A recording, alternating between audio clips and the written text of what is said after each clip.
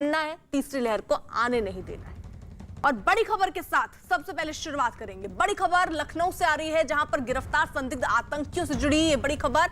ATS ने लखनऊ से एक और आदमी को पकड़ा है। न्यूज़ 18 के अजीत सिंह की खबर है कि आरोपियों से पूछताछ के बाद इस आदमी को पकड़ा गया और यह बताया जा रहा है कि शकील नाम का यह आदमी ई रिक्शा चलाता है, जिसे बुद्धा पार्क से पकड़ा गया है। तो संदिग्ध आतंकी मुशीर से दरअसल पूछताछ हुई और उसके बाद ही अब ये कार्रवाई हो रही है। साथ ही साथ आपको ये भी जानकारी दे दें कि एटीएस की टीम जो है वो इन्हीं संदिग्धों को लेकर कानपुर भी पहुंचने वाली है, क्योंकि यहीं से बताया जा रहा है मोबाइल फोन खरीदा गया था, यहीं से बताया जा रहा है पिस्तौल खरीदी गई थी। तो और कौन लोग इनके साथ जुड़े हुए थे, इसी की जांच के लिए लगातार पूछताछ हो रही है, कार्रवाई हो रही है। एक और शख्स गिरफ्तार हुआ है। अजीत हमारे साथ, हमारे सहयोगी इस वक्त जुड़ चुके हैं। अजीत, क्या जानकारी मिल रही है?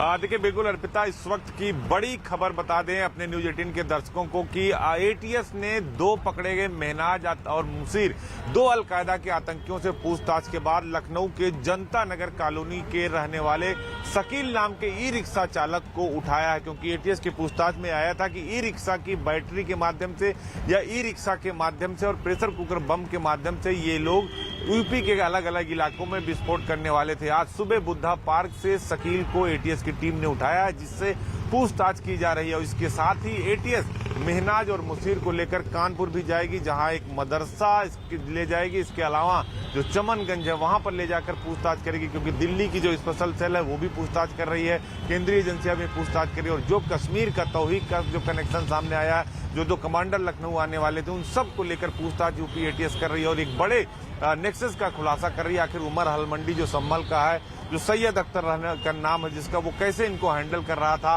कैसे वीडियो कॉल के जरिए इनसे बात हो रही थी, चैटिंग कैसे हो रही थी और टेलीग्राम का इस्तेमाल ये कर रहे थे। क्योंकि 5 साल सऊदी अरब में रहे, अलकायदा से इन्होंने ट्रेनिंग ली, मानव बम से लेकर प्रेशर कुकर बम। चूंकि मुसीर जिससे पूछताछ हुई है, जिसने शकील का नाम लिया है, वो प्रेशर कुकर बम बनाने का एक्सपर्ट माना जाता, कहा जाता। उसने प्रेशर कुकर बम बनाने की ट्रेनिंग ली। क्योंकि हमने पहले भी ये कहा था अर्पिता कि डू इट योरसेल्फ, यानी खुद बनाना है और खुद विस्फोट करना है। तो ये बहुत ही खतरनाक मॉड्यूल है अलकायदा जैसे खतरनाक आतंकी संगठन का। तो ये देखना होगा कि एटीएस जब कानपुर ले जाएगी इनको, जो दिल्ली की स्पेशल सेल पूछताछ कर रही है, उसके बाद और इसमें कई बड़े खुलासे होने वाले हैं और कई बड़े चेहरे सामने आने वाले हैं। अर्पिता, बिल्कुल। और देखिए, अब एक टीम जो है अजीत, वो कानपुर भी पहुंचने वाली है। जांच को आगे बढ़ाया जा रहा है। पहले भी 6 लोग हिरासत में लिए गए थे, उनसे क्या पूछताछ हुई है और अभी तक क्या सामने आया है? देखिए, ये संख्या बढ़ चुकी है अर्पिता। 6 नहीं बल्कि दर्जन भर से अधिक लोगों को यूपी एटीएस और एफटीएफ ने उठाया, उनसे पूछताछ की जा रही है अलग अलग जगहों में। वो चाहे कानपुर की बात हो, चाहे लखनऊ की बात हो या संभल के इलाके की बात हो, हर जगह एटीएफ ने पूछताछ की है।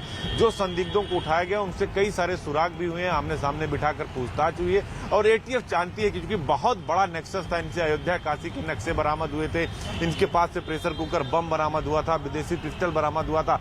इसको लेकर एटीएस गहनता से जांच कर रही, क्योंकि सरकार की तरफ से भी ये कहा गया है कि बहुत बड़ी हमले की साजिश थी। 15 अगस्त के आसपास, जो है बकरीद के आसपास बड़े इलाके को टारगेट करना चाहते थे। अगर बात करें लखनऊ की, तो यहाँ अमीनाबाद और जो हनुमान सेतु मंदिर है वो टारगेट पर था, अयोध्या काशी मथुरा टारगेट पर था। तो इन सब को लेकर एटीएस अपनी जांच को आगे बढ़ा रही है और जो दर्जन भर लोगों को जो एटीएस ने पकड़ा उनसे अलग अलग बिंदु पर बात कर रही है, अलग अलग बिंदु पर जांच कर रही है। और एक एक तार उसी पूछताछ में अर्पिता, जो कश्मीर का कनेक्शन सामने आया, जो तौहीद नाम के व्यक्ति से बात हुई जिसने पैसा ट्रांसफर किया, और जो 2 लोग लखनऊ कमांडर जो आने वाले थे अलकायदा के, वो क्या करने वाले थे, कानपुर में पिस्टल जिससे खरीदी, वहां छापेमारी चल रही है और वहीं लेके जाएगी एटीएस। ठीक है, आप रहिए जरा साथ। एक और बड़ी खबर आ रही है लखनऊ से ही। लखनऊ में पकड़े गए 2 संदिग्ध आतंकी मिन्हाज और मसीरुद्दीन को आज एटीएस की टीम कानपुर लेकर जाएगी। न्यूज़ 18 के अजीत सिंह की ही खबर है कि कानपुर में एटीएस की टीम मदरसा कॉलेज, बेगमगंज भी ले जा सकती है उनको। जानकारी ये भी कि संदिग्ध आतंकियों में एक मिन्हाज के कानपुर के चमनगंज से एक आदमी से पिस्तौल उसने खरीदी थी। इसके अलावा कश्मीर के रहने वाले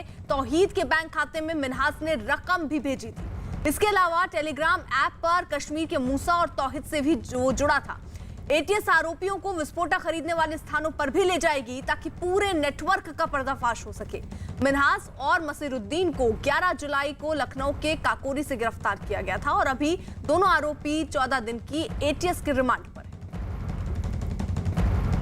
अजीत, ये टीम एटीएस की कब कानपुर पहुंचने वाली है और किस तरीके से जांच अब आगे बढ़ रही है?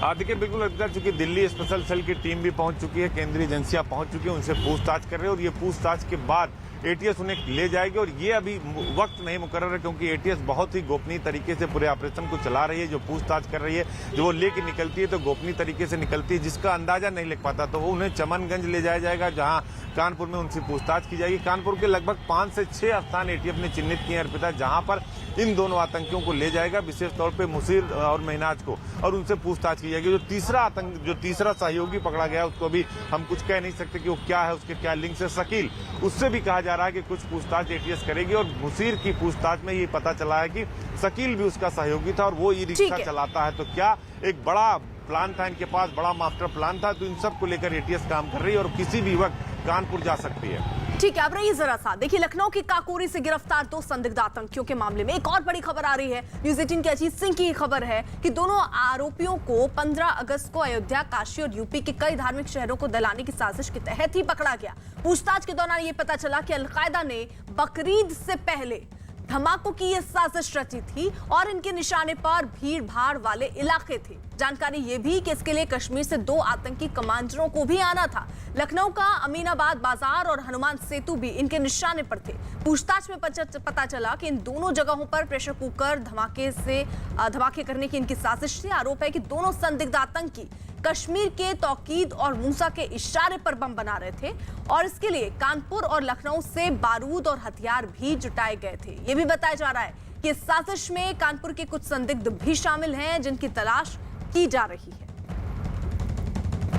अजीत, यानी देखिए एक के बाद एक कड़ियां जुड़नी शुरू हो गई हैं। फिलहाल जांच किस दिशा में आगे बढ़ी है? क्या जब कानपुर पहुंचेगी एटीएस तो कुछ और लोगों की गिरफ्तारी भी जाहिर तौर पर मुमकिन ही होगी? देखिए बिल्कुल, कानपुर से इसके पहले भी एटीएस ने 2 संदिग्धों को उठाया था, उनसे पूछताछ की जा रही है और उसी में ये चमनगंज का और मदरसे का जो एंगल है वो सामने आया है। तो अभी कानपुर को बिल्कुल टारगेट किया। जो कानपुर का विशेष तौर से जो चमनगंज का जो दक्षिणी कानपुर है उसको ये लोग जानबूझकर टारगेट करते थे। और पहले भी जब भी कोई आतंकी वारदात हुई है तो कानपुर का कनेक्शन सामने आया। इसके ऊपर पहले अल उल हस्पा वहां मारा भी गया था एनकाउंटर में। तो कहीं ना कहीं एटीएस को बड़ी कामयाबी मिली है।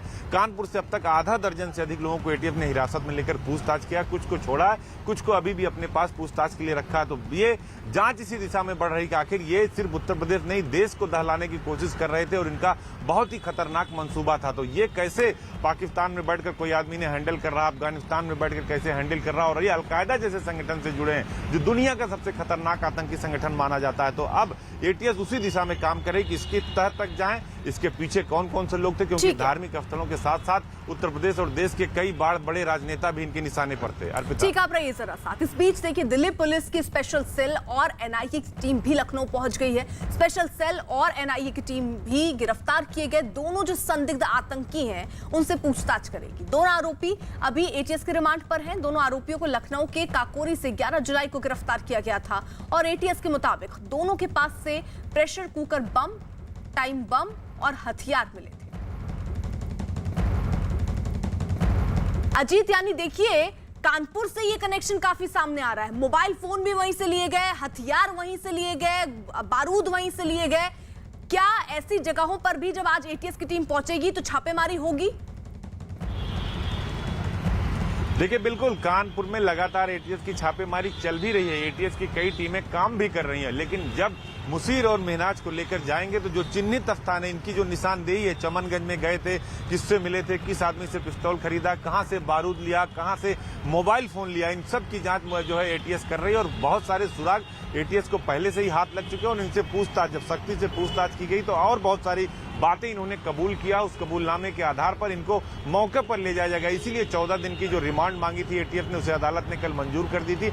अगले 13 से 14 दिन ये एटीएस के पास रहेंगे और इन्हें कश्मीर से लेकर कानपुर, जहां जहां इनके कनेक्शन है, संभल, सब जगह इनको ले जाया जाएगा और पूछताछ के आधार पर, निशानदेही के आधार पर ये छापेमारी अगले 14 दिन तक चलती रहेगी, जब तक इनकी रिमांड एटीएस के पास है। अर्पिता, बिल्कुल, तो देखिए 14 दिन की रिमांड पर लिया गया है और लगातार पूछताछ का सिलसिला जो है वो चल रहा है और इसी को लेकर एटीएस की टीम जो है वो कानपुर पहुंचने वाली है, अलग अलग जगहों पर जाएगी। छापेमारी पहले भी चल रही है। उन लोगों को पकड़ना बाकी है जिन्होंने हथियार सप्लाई कराए थे, जिन्होंने बारूद सप्लाई की थी या जिन्होंने मोबाइल सप्लाई कराया था। अजीत, आप रहिए जरा साथ। इस बीच एक और बड़ी खबर आ रही है जम्मू कश्मीर के पुलवामा से, जहां सुरक्षा बल और आतंकियों के बीच हुई मुठभेड़ में सुरक्षा बल ने 3 आतंकियों को ढेर कर दिया। मारे गए आतंकियों में एक लश्कर तैयबा का कमांडर एजाज भी शामिल था। सुरक्षा बल ने आतंकियों के पास से भारी मात्रा में हथियार बरामद किए। साथ ही पूरे इलाके में अभी सर्च ऑपरेशन जारी है। आम लोगों की सुरक्षा को ध्यान में रखते हुए पूरे इलाके में कर्फ्यू लगा दिया गया है और लोगों से घरों में रहने की ही अपील की गई है। तो फिलहाल जो जानकारी मिल रही है, कुछ आतंकियों के छिपे होने की खबर सुरक्षा बल को हाथ लगी और उसके बाद पूरे इलाके को घेरा गया है। फिलहाल आतंकियों से ये मुठभेड़ चल रही है, सर्च ऑपरेशन भी चल रहा है कि कुछ और आतंकी इलाके में ना हो और पूरे शहर में कर्फ्यू भी लगाया गया है लोगों की सुरक्षा के मद्देनजर।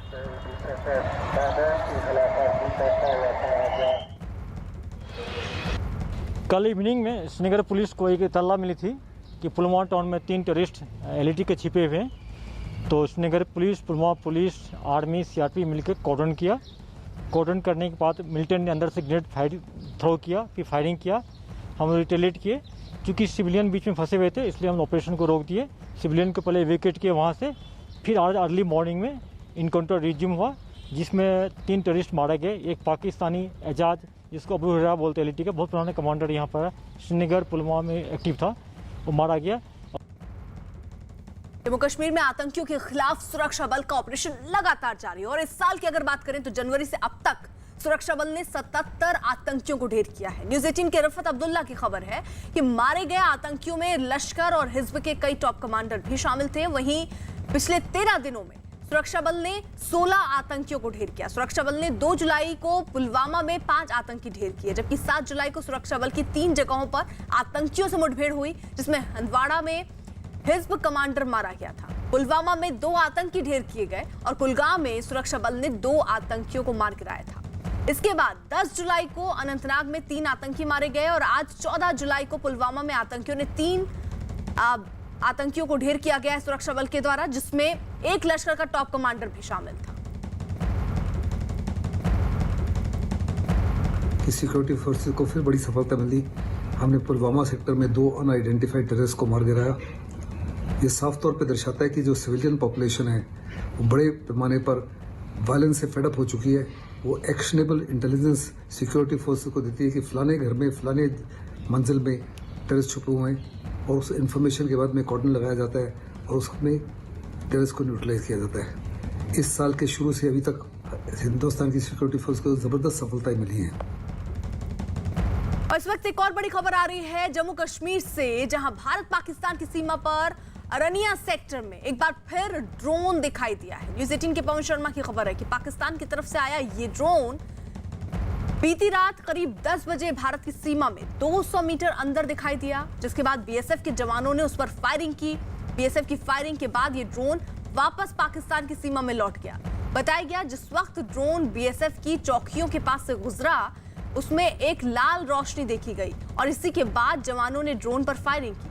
ड्रोन के जाने के बाद अब पूरे इलाके में तलाशी अभियान चलाकर यह पता लगाने की कोशिश हो रही है कि कहीं ड्रोन के जरिए हथियार या ड्रग्स की खेप भारत की सीमा में तो नहीं गिराई गई। इससे पहले 30 जून को भी इसी सेक्टर में ड्रोन देखा गया था।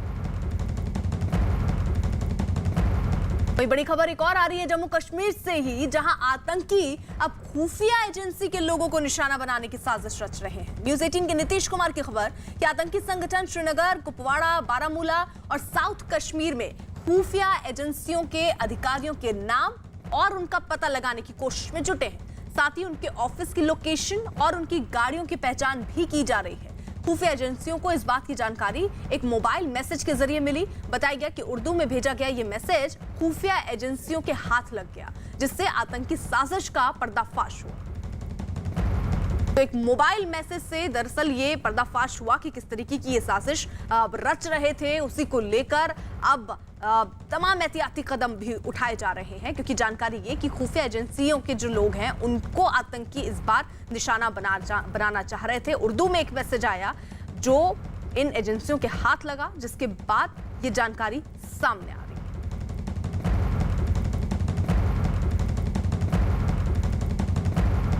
तो ये बड़ी आतंकी साजिश जिसका वक्त रहते पर्दाफाश हुआ है। आपको बता दें खुफिया एजेंसियों से जुड़े लोगों की जासूसी हो रही है, उनकी गाड़ी, उनके घर, सबको ट्रैक करने की कोशिश हो रही है। तो खुफिया एजेंसियों के लोगों को निशाना बनाने की ये साजिश अब आतंकी रच रहे हैं। आतंकी संगठन श्रीनगर, कुपवाड़ा, बारामूला और साउथ कश्मीर में खुफिया एजेंसियों के अधिकारियों के नाम, उनका पता लगाने की कोशिश में जुटे हैं और उनके ऑफिस की लोकेशन और उनकी गाड़ियों की पहचान करने में भी जुटे हैं।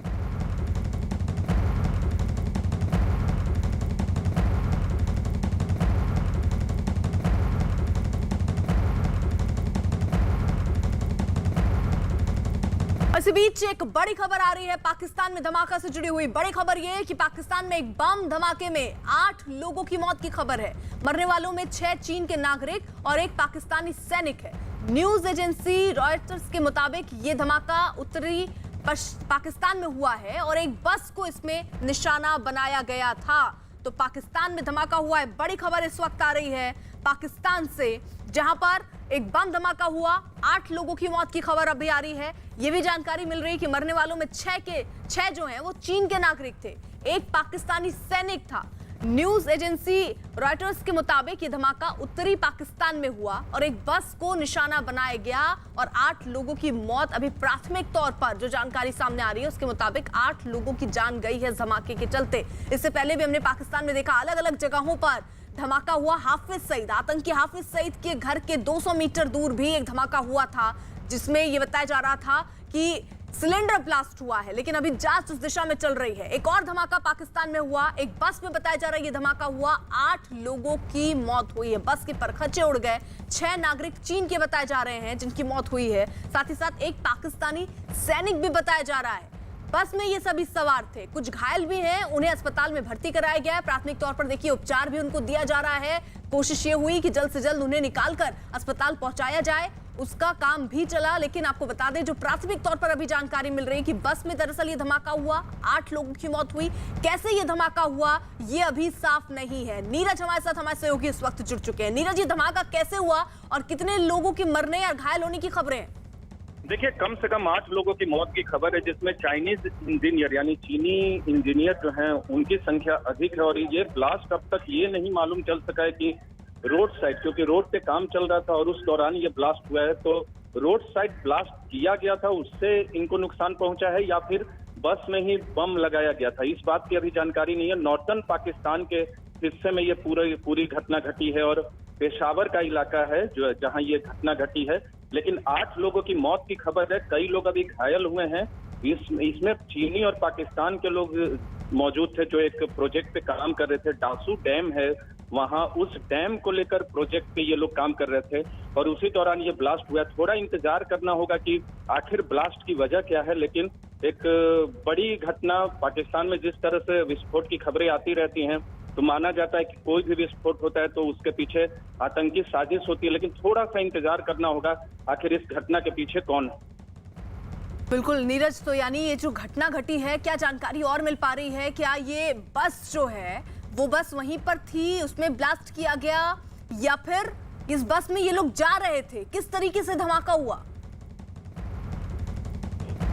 इसमें कोई दो राय नहीं है। जो अब तक खबरें आई हैं, मीडिया रिपोर्ट्स पाकिस्तान में आई हैं, बस में ये लोग सवार थे। लेकिन जब रोड साइड डैम पे काम होता है तो बहुत सारे इंफ्रास्ट्रक्चर बनाने होते हैं और रोड में पहाड़ी अगर इलाका हो वहां ब्लास्ट करना होता है रोड बनाने के लिए। तो ये अब तक मालूम नहीं चल सका है कि जो ब्लास्ट हुआ है वो रोड साइड, मतलब रोड बनाने के दौरान ब्लास्ट किया गया है कृत्रिम तरीके से, या फिर बस में बम रखा गया था और टारगेट पे चीनी और पाकिस्तानी लोग थे। लेकिन अब तक इसके लिए थोड़ा इंतजार करना होगा। लेकिन अब तक जो मीडिया रिपोर्ट्स पाकिस्तान से आई है और हम तक जो अभी तक जानकारी मिले उसके मुताबिक यही है कि 8 लोगों की मौत हो चुकी है, जिसमें चाइनीज इंजीनियर अधिक थे। देखिए, इंजीनियर्स की मौत अधिक हुई है क्योंकि ये लोग प्रोजेक्ट में काम कर रहे थे और पाकिस्तान में बहुत सारे ऐसे प्रोजेक्ट हैं जहाँ चीनी अधिकारी और इंजीनियर्स काम करते हैं। तो इसी प्रोजेक्ट में यह धमाका हुआ है। ठीक, शुक्रिया नीरज।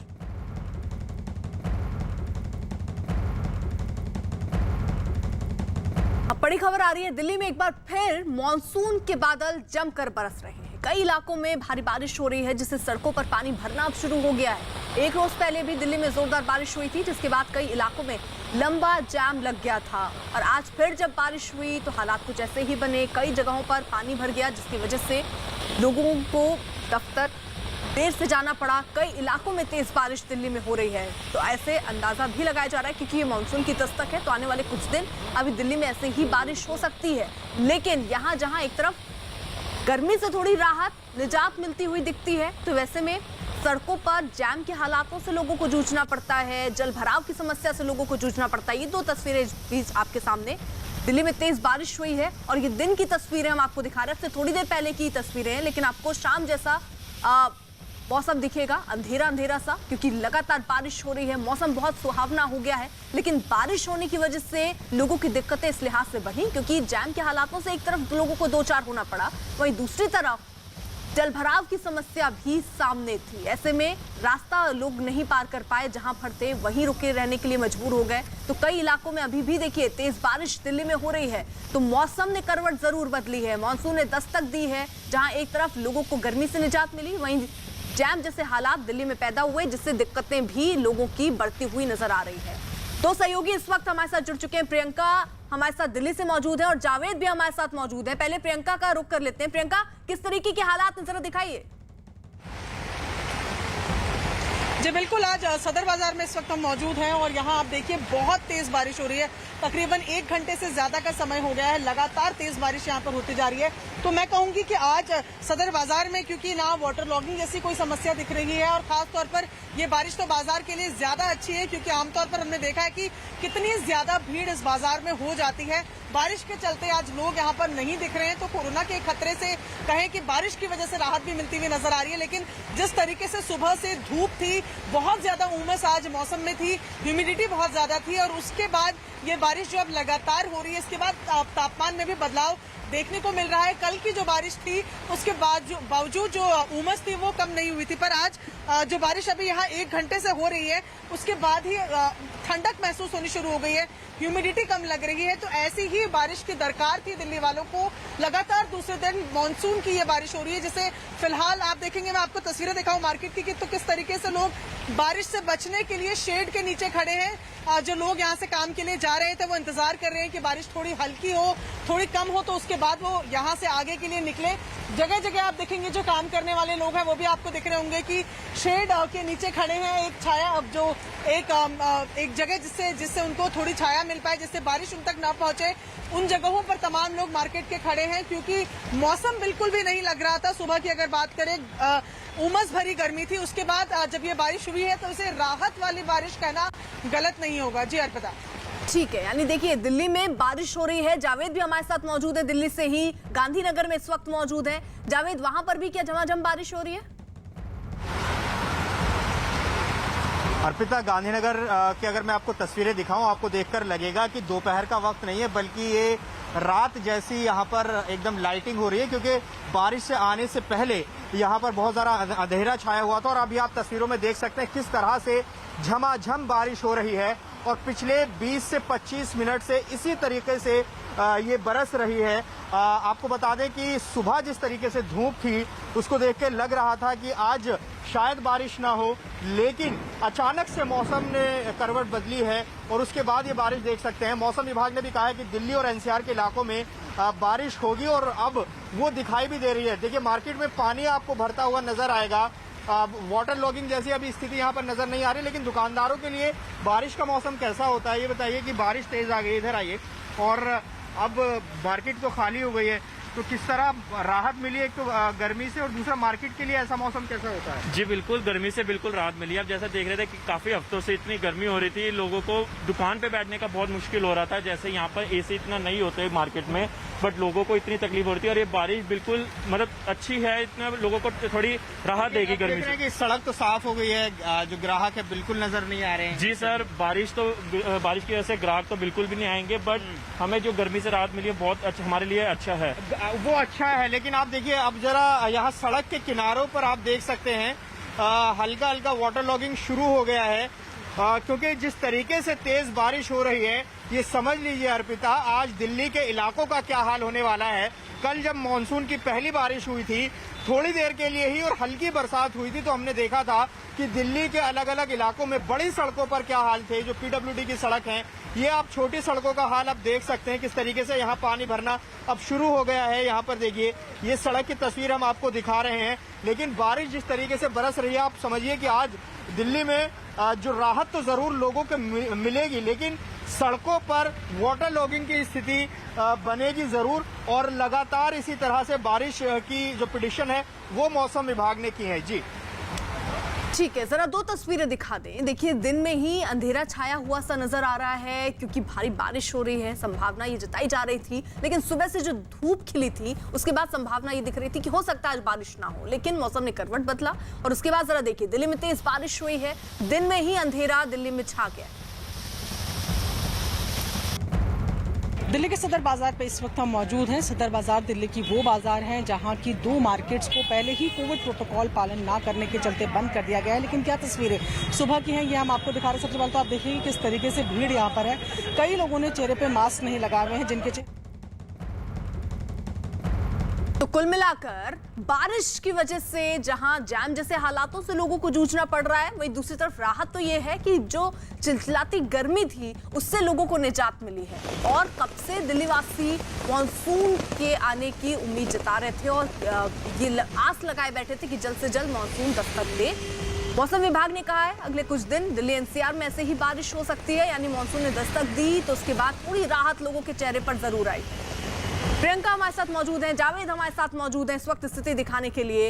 यानी प्रियंका देखिए, लगातार जो बारिश हो रही है उसके बाद लोगों की समस्याएं भी बढ़ जाती हैं क्योंकि जाम जैसे हालातों से लोगों को दो चार होना पड़ता है। कई जगहों पर पानी भरने की समस्या भी शुरू हो जाती है। वहां पर भी कुछ ऐसी समस्या शुरू हुई क्या? जी सदर बाजार के क्योंकि मैं अंदर हूँ तो यहाँ पर तो ना जाम जैसी स्थिति होगी और ना ही फिलहाल वाटर लॉगिंग होती हुई नजर आ रही है। लेकिन जिस तरीके से आज की बारिश की जो टाइमिंग है वो कल से अलग है। कल सुबह से ही बारिश हो रही थी, जिस वजह से जो ऑफिस जाने वाले लोग थे उनके लिए बहुत ज्यादा प्रॉब्लम हो रही थी। लेकिन आज क्योंकि बारिश लेट शुरू हुई है, ऐसे में वही लोग इसके शिकार हो रहे हैं जो बाकी कामों के लिए घर से बाहर निकले हैं। बाजारों में जो शॉपिंग के लिए जा रहे थे, जिनको बाकी काम थे, उसके अलावा तो किसी और तरीके की स्थिति नहीं दिख रही। लेकिन इसी तरीके से अगर बारिश लगातार जारी रही तो शाम को लोगों को जरूर आफत हो सकती है जब वो ऑफिस से अपने घर की तरफ जाएंगे। लेकिन मैं तस्वीरें आपको यहाँ सदर बाजार की दिखा रही हूँ। देखिए किस तरीके से लोग अपना बचाव बारिश से कर रहे हैं, क्योंकि जैसा कि हम लगातार बताते आ रहे हैं कि सुबह से ही मौसम नहीं लग रहा था कि बारिश होगी, क्योंकि बहुत ज्यादा उमस थी, पसीने वाली गर्मी थी। जो 2 मिनट आप बाहर खड़े हो और आप पसीने में तरबतर हो जाएं, उस तरह की गर्मी थी। उसके बाद अचानक जो ये मौसम चेंज हुआ है, बहुत ज्यादा राहत मिली है। और मौसम विभाग का कहना है कि बारिश का सिलसिला इसी तरीके से जारी रहेगा। खासतौर पर 17 और 18 जुलाई को दिल्ली में और बेहतर बारिश होगी। तो ये राहत की बारिश जरूर है, लेकिन वो लोग जो सड़कों पर हैं, जो बाहर निकले हैं, वो जल भराव की वजह से या वाहनों की खराब होने की वजह से ट्रैफिक जाम में फंस सकते हैं। ठीक है, अमित सिंह भी इस बीच हमारे साथ जुड़ चुके हैं, सीपी में मौजूद है। अमित, वहां पर क्या स्थिति है, जरा दिखाइए तस्वीरों में।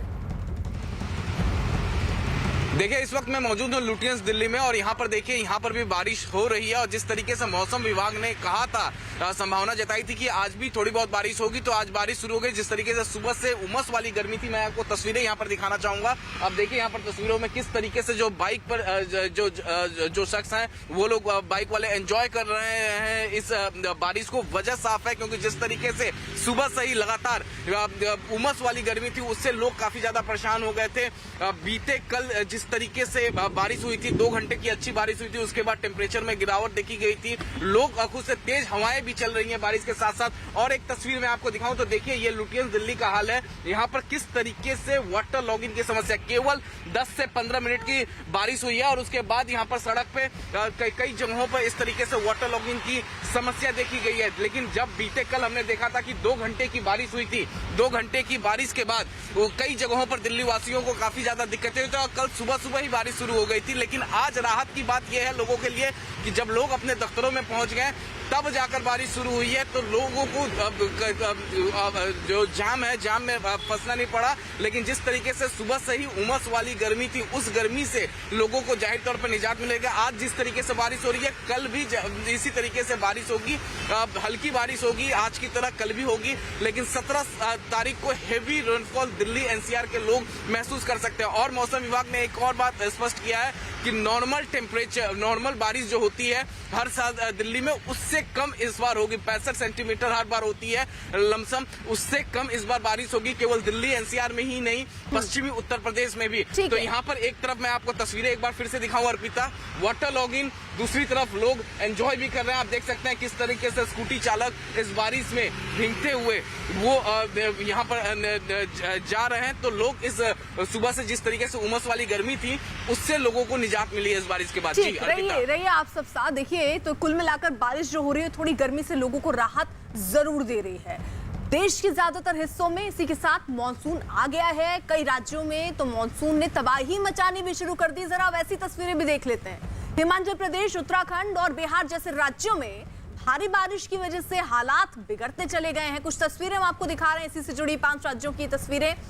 पहली तस्वीर आप गुजरात के कच्छ की देख रहे हैं, जहां भारी बारिश की वजह से हाईवे पर घुटनों तक पानी भर चुका है। ये जो तस्वीरें आप देख रहे हैं, ये हाईवे की है, जहां पर घुटने तक पानी भर चुका है। दूसरी तस्वीर जरा आप देख लीजिए, राजस्थान के सीकर की, जहां भारी बारिश के बाद अंडरपास में पानी भर गया, जिसमें 2 बसें फंस गई हैं, आधी डूबी हुई भी नजर आ रही होंगी। तीसरी तस्वीर जरा आप देख लीजिए, उत्तराखंड के पिथौरागढ़ की, बारिश के बाद लैंडस्लाइड की खबरें वहां से आ रही हैं, जिसके चलते कई मार्गों को बंद करना पड़ा है। वहीं चौथी तस्वीर आप हिमाचल प्रदेश की देख रहे हैं, शिमला की, जहां पर भारी बारिश का अलर्ट जारी किया गया है और इसीलिए लोगों से अपील की गई है कि वो अपने घरों से इस वक्त ना निकलें। 5वीं तस्वीर मुंबई की, जहां सुबह से ही रुक रुक कर बारिश हो रही है, जिसकी वजह से कई इलाकों में वाटर ब्लॉगिंग की समस्या जो है वो हो गई है, जलभराव हो चुका है, जिसकी वजह से अब लोगों की दिक्कतें बढ़ती हुई भी नजर आ रही है। वहीं गुजरात के कच्छ में भारी बारिश की वजह से हाईवे पर घुटनों तक पानी भर गया। देखने से ऐसा लगा जैसे सड़क पर कोई नदी बह रही हो। पानी का बहाव जो था वो इतनी तेज था कि लोग उसे पार करने की हिम्मत नहीं जुटा सके। इसका नतीजा ये हुआ कि गाड़ियां जहां तक रुक गई, वहीं पर लंबा ट्रैफिक जाम लग गया। यही नहीं, सड़क पर बहता पानी अपने साथ कई गाड़ियों को बहा कर ले गया।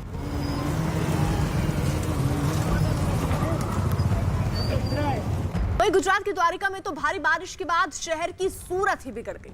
आफत की बारिश का सामना द्वारिका के लोगों को भी करना पड़ा। मूसलाधार बारिश की वजह से सड़कों पर घुटनों के ऊपर तक पानी भर गया।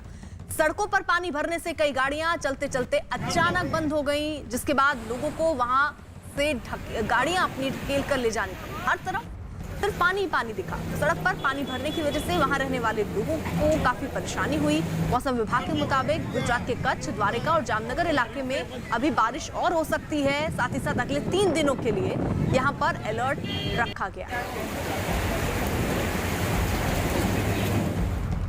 अगली तस्वीर राजस्थान के सीकर की भी जरा दिखा दें। राजस्थान के सीकर में भारी बारिश के बाद अंडरपास की तस्वीर आप देख रहे हैं, जहां पर पानी भर चुका है और ये बसें वहां पर फंस गई हैं। 2 बस हैं, इन बसों में करीब 35 लोग सवार थे। इन बसों को बाहर निकालने के लिए क्रेन को बुलाना पड़ा है। करीब 1 घंटे की जबरदस्त कोशिश हुई और उन दोनों बसों को आखिरकार वहां से बाहर निकाला जा पाया।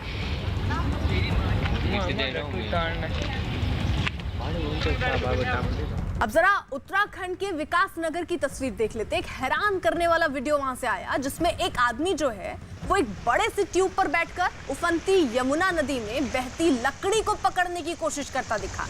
उस आदमी का ये कहना है कि खाना बनाने के लिए उन्हें लकड़ी की जरूरत पड़ती है, इसलिए वो लोग जान जोखिम में डालकर नदी में बहती लकड़ी को पकड़ने की कोशिश कर रहे हैं। तो ये विकास नगर की तस्वीर, जहां पर इस ट्यूब में बैठकर ये शख्स, आगे जो लकड़ी आपको बहती हुई नजर आ रही होगी, उसके पीछे पीछे ये लड़का नजर आ रहा है और ये लड़का यहाँ बहा नहीं है, दरअसल वो लकड़ी पकड़ने की कोशिश करता हुआ नजर आ रहा है ट्यूब में बैठकर। वहीं हिमाचल प्रदेश के कई जिलों में आसमान से आफत बरस रही है, जिसे देखते हुए प्रशासन की तरफ से वहां घूमने फिरने के लिए पहुंचने वाले और वहां रह रहे लोगों के लिए एडवाइजरी जारी की गई। लोगों से नदियों और झरनों के पास न जाने की अपील की गई। बारिश के दौरान लोगों से घरों में रहने के लिए कहा गया ताकि किसी भी अनहोनी को रोका जा सके। मौसम विभाग की तरफ से राज्य में 17 जुलाई तक येलो अलर्ट जारी किया गया। एक दिन पहले धर्मशाला में बादल फटने से बड़ी तबाही हुई थी। इसके अलावा कांगड़ा में पहाड़ी खिसकने की वजह से कई लोग लापता हो गए।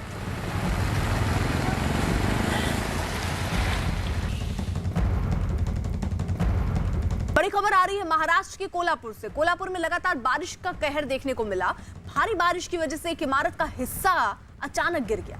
इस हादसे में इमारत के नीचे खड़े एक शख्स की जान बाल बाल बची है।